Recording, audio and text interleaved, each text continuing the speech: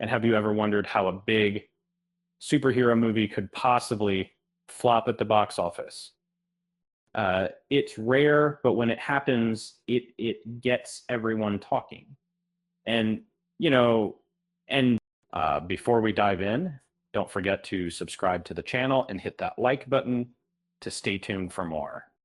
Let's talk about Kraven the Hunter, Sony's recent attempt to expand its Spider-Man universe.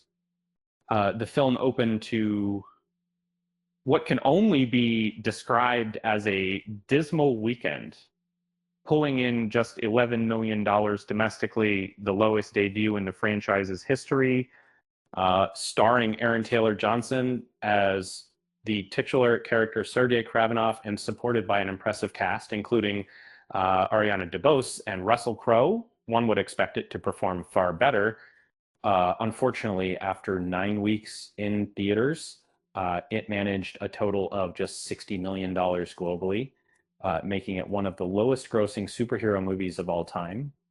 Uh, um, and back in December, Kraven the Hunter started its theatrical run against some tough competition. Um, it debuted third behind the holdovers Moana 2 and Wicked, but quickly found itself outpaced by heavyweights like Mufasa the Lion King and Sonic the Hedgehog 3. Its second weekend drop, a massive 72%, with earnings dwindling to just $3 million. From there, things only went downhill. The film arrived during a challenging time for Sony's Spider-Man universe, following underwhelming performances from Madam Web and Venom: The Last Dance. While Venom films have historically done well, Venom 3 set a low bar with 474 million worldwide, and Madam Web barely hit 100 million. Even so, Kraven couldn't catch up, falling $40 million short of Madam Web, despite a hefty $110 million production budget.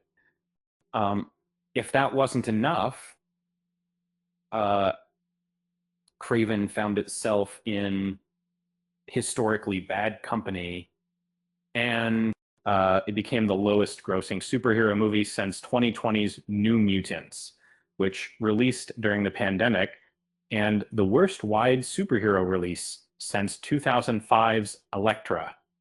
For context, its $60 million earnings pale in comparison to films like Catwoman and Fant Four Stick, 167 million, both of which were critically panned yet more successful financially. Here's the kicker: Kraven didn't even surpass the 2008 parody comedy superhero movie, which grossed $73 million. That's right. A film filled with slapstick gags and absurd jokes technically outdid this Marvel adaptation. You can't make this stuff up. Um, um, but critically, the picture didn't fare much better, which audiences handed it a lukewarm C cinema score, and it earned just 16% on Rotten Tomatoes, barely edging out the likes of Madam Web and Morbius. To add insult to injury, Kraven couldn't even avoid comparison to the notorious 2015 Fantastic Four, which landed a dreadful C score, or 2024's Joker Folie à Deux, which earned a history-making D.